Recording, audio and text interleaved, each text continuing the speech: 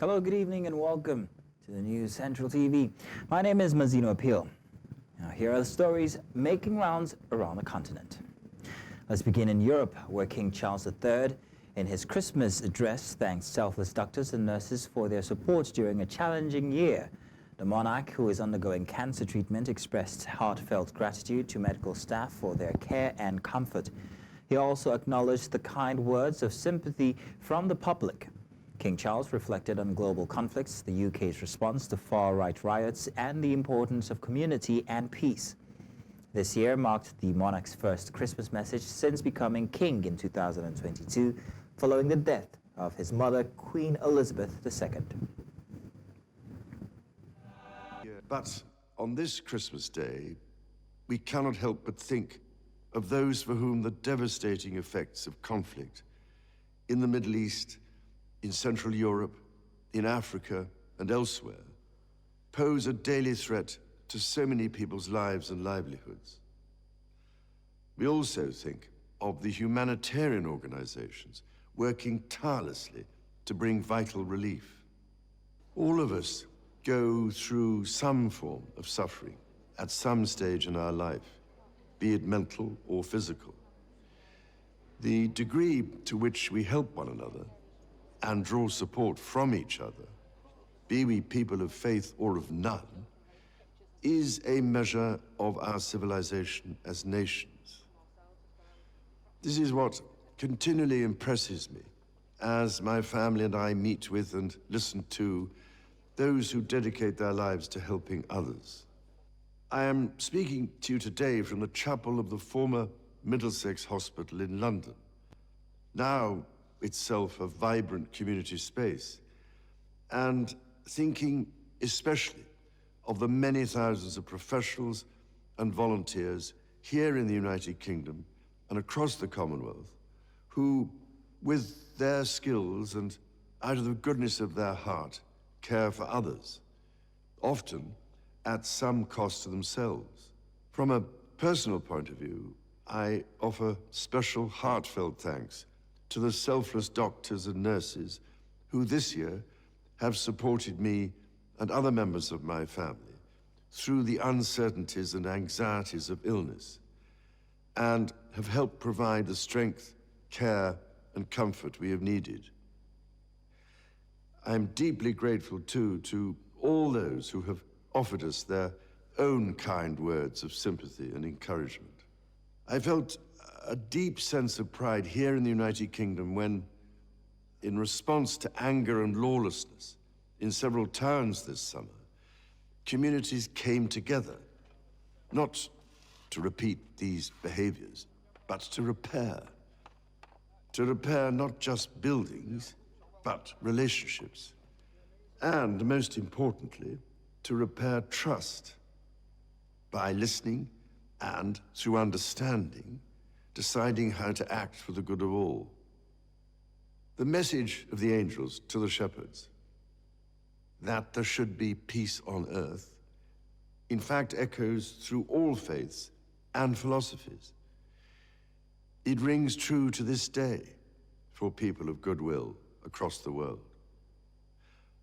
And so it is with this in mind that I wish you and all those you love a most joyful and peaceful Christmas. Now, German President Frank-Walter Steinmeier has delivered a message of unity and resilience in the face of extremism following a deadly car ramming attack in Magdeburg. In his traditional Christmas address, Steinmeier urged Germans not to let extremists drive them apart. Steinmeier's call to action comes as the country mourns the victims of the recent attack and serves as a reminder of the importance of solidarity in the face of adversity. Wir uns gegenseitig in diesen Tagen, aber über diesem Weihnachtsfest liegt auch ein dunkler Schatten. Trauer, Schmerz, Entsetzen, Fassungslosigkeit über das, was wenige Tage vor Weihnachten in Magdeburg geschehen ist. Liebe Angehörige, die Sie einen lieben Menschen verloren haben, ich weiß, in den vielen gut gemeinten Worten, die an Sie gerichtet werden, können Sie keinen Trost finden. Aber ich möchte Ihnen heute sagen, Sie sind mit ihrem Schmerz nicht allein. Die Menschen überall in unserem Land fühlen und trauern mit ihnen. Hass und Gewalt dürfen nicht das letzte Wort haben. Lassen wir uns nicht auseinandertreiben, stehen wir zusammen. Zusammenhalt, wenn es darauf ankommt, das ist es doch, was unser Land ausmacht. Und zeigen wir das gerade jetzt. The Ukrainian strike on the Russian town of Lvov has resulted in significant casualties. According to regional governor Alexander Kingstein, 4 people were killed and 5 others injured in the attack. Kingstein condemned the attack, describing it as barbaric shelling on a peaceful town. Lvov is a strategic location serving as a key logistical hub near the Ukraine border. The incident is the latest development in the ongoing conflict between Ukraine and Russia. Ukrainian forces have been advancing towards Lvov, with the town witnessing explosions and damage in recent days. Сразу после сообщений об атаке ВСУ нацисты снова бьют по мирным объектам, различные повреждения, получил ряд жилых домов, разрушен одноэтажный салон красоты, пострадали люди, есть, к сожалению, погибшие. Meanwhile, Pope Francis has called for global peace in his Christmas address, appealing for an end to conflicts in the Middle East, Ukraine, and Sudan.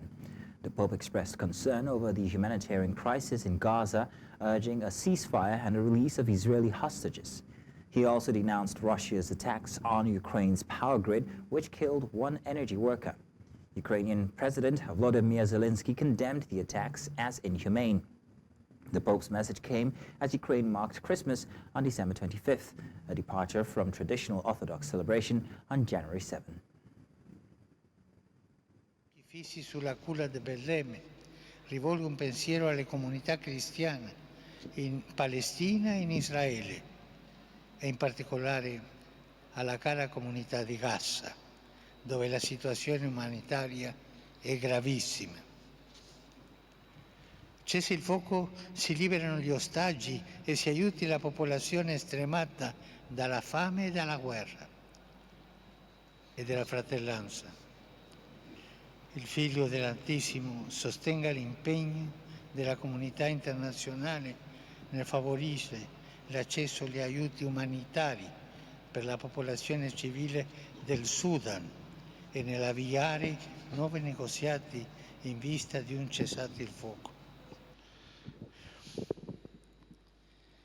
Tacciano le armi nella martoriata Ucraina. Si abbia l'audacia di aprire la porta al negoziato e a gesti di dialogo e di incontro per arrivare a una pace giusta e duratura. You're welcome back. Still in Europe, the death toll from Cyclone Chido in the French Indian Ocean territory of Mayotte has reached 39, according to the latest count from the island's prefect. France's Interior Ministry updated the number of wounded to 4,136, of which 124 were serious cases. A field hospital equipped with a maternity ward and 2 operating theaters opened in the eastern Mamoudzou, the island's main city. The facility is designed to receive 100 people per day for consultations and provide 30 hospitalizations. At least 34 operations have been launched since the disaster struck to search for the missing, the ministry said, with drones being used in the effort. On est venu pour se soigner surtout et demander de l'aide parce qu'il y a plein de blessés. On nous a oubliés, on va dire là, on se dit la vérité, on nous a oubliés. On voit aucun responsable venir vers nous pour nous dire comment vous vous sentez, est-ce que vous avez à manger, à boire, il n'y a pas d'eau, il n'y a pas d'électricité, il n'y a rien du tout. Du coup, on est obligé soit aller vers le puits là-bas, aller prendre de l'eau qui n'est même pas potable. Du coup, pour moi, c'est pas normal. Il faut que les gens viennent ici pour nous aider. C'est le premier jour qu'on voit des gens venir vers nous pour nous demander, surtout pour nous soigner. Donc en gros, l'objectif c'était d'aller voir dans les endroits qui étaient difficiles d'accès pour les soignants, mais aussi difficiles d'accès pour les patients de se rendre à l'hôpital. Et on est parti sur ce qu'on appelle des cliniques mobiles.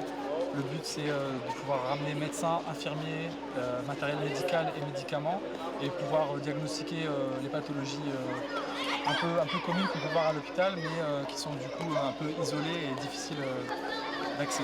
Et ce qu'on a retrouvé, il y a beaucoup de traumatologie, donc beaucoup de plaies, les plaies qui ne sont pas forcément prises en charge au bon moment ou pas prises en charge du tout. C'est des plaies qui datent soit du cyclone, soit qui sont liées à la reconstruction des habitations. Avec la tôle, tout ça, ils se blessent assez facilement.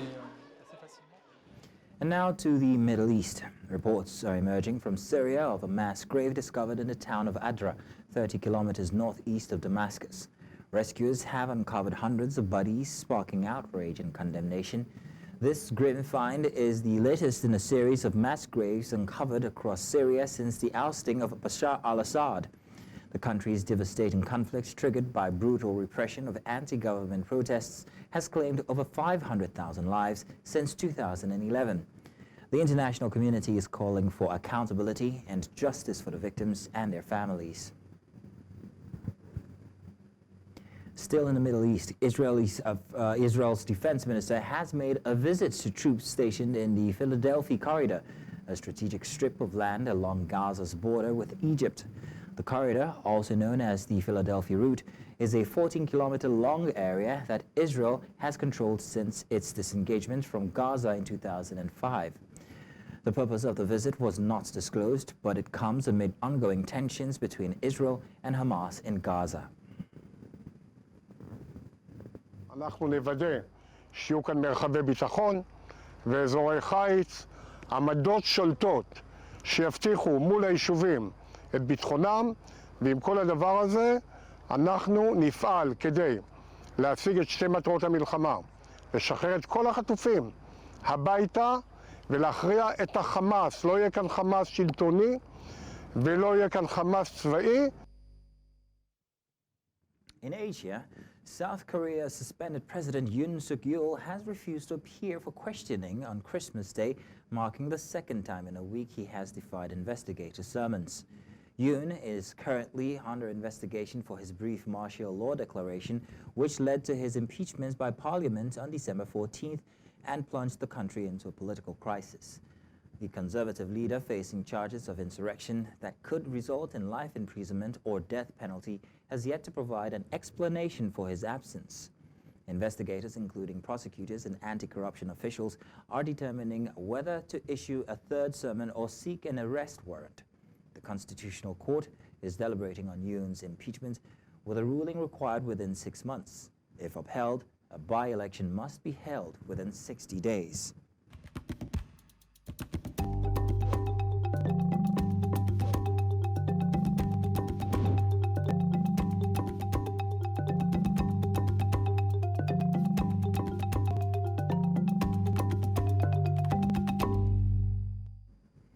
Welcome back. A bit of entertainment story to wrap up. The first quarter of 2025 brings us the film award season, where the great and good of Hollywood put on their glad rags and grace red carpets all over town. So who are the hottest contenders for the top prizes at the top awards? Well, we get to find out. The Oscars. For News Central international correspondent Afia Hagen, well, she has more.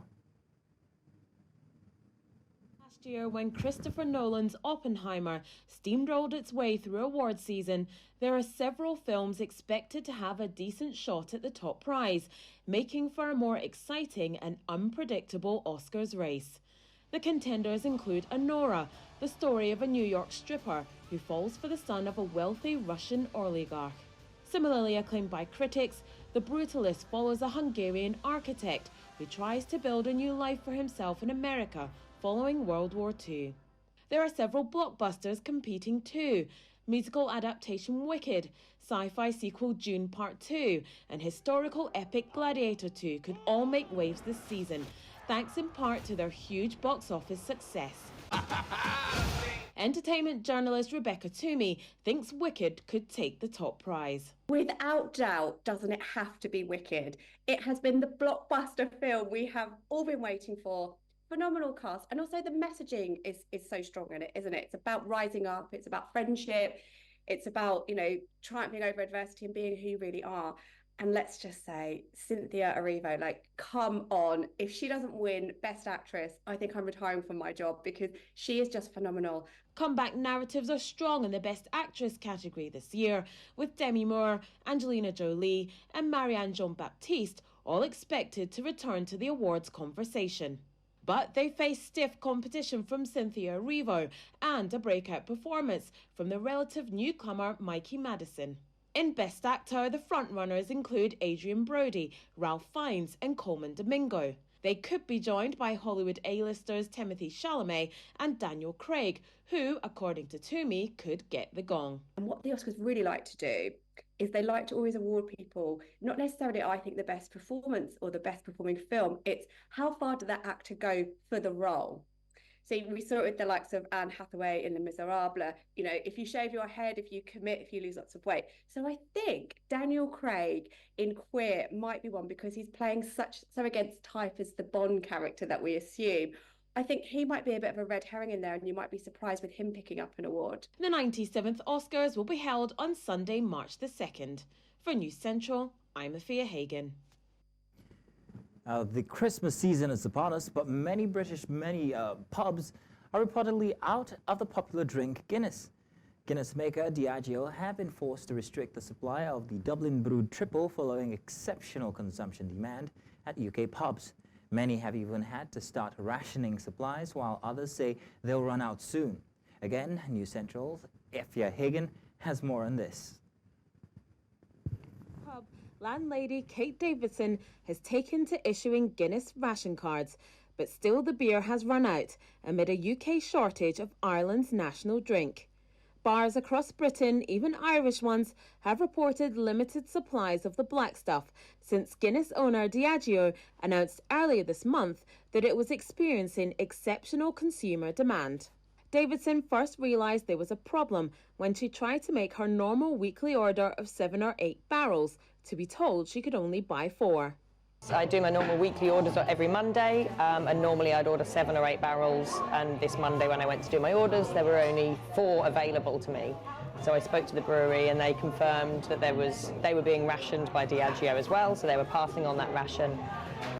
Earlier this year, Diageo Chief Executive Deborah Crew said Guinness consumption was up 24% amongst women as the company shifts its marketing strategy to attract new customers. So-called influencers online, including Kim Kardashian, who has posted a photo of herself with the beer on Instagram, have been credited with fueling the stout's appeal amongst Gen Z. And a viral craze online where drinkers take a big gulp to try to line up the beer with the glass's Guinness logo in a challenge called Split the G has also helped. Diageo began restricting the number of barrels of Guinness that pubs in Britain can buy because of the soaring sales of the stout.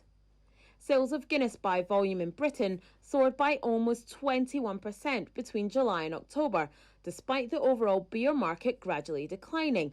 That's according to food and drink market research brand CGA by NIQ. The Times reported this month that the shortage was encouraging panic buying, worsening supplies. Diageo say they have maximised supply and are working proactively with customers to manage the distribution to trade as efficiently as possible. Until then, Guinness-loving Brits face rationing of their favourite tipple. For News Central, I'm Afia Hagan. And that's all on Beyond the Continent. Now, remember you can watch News Central live on DSTV channel 422, Star Times channel 274, Able TV, and of course on YouTube. Many thanks for watching. My name is Mazino Appeal.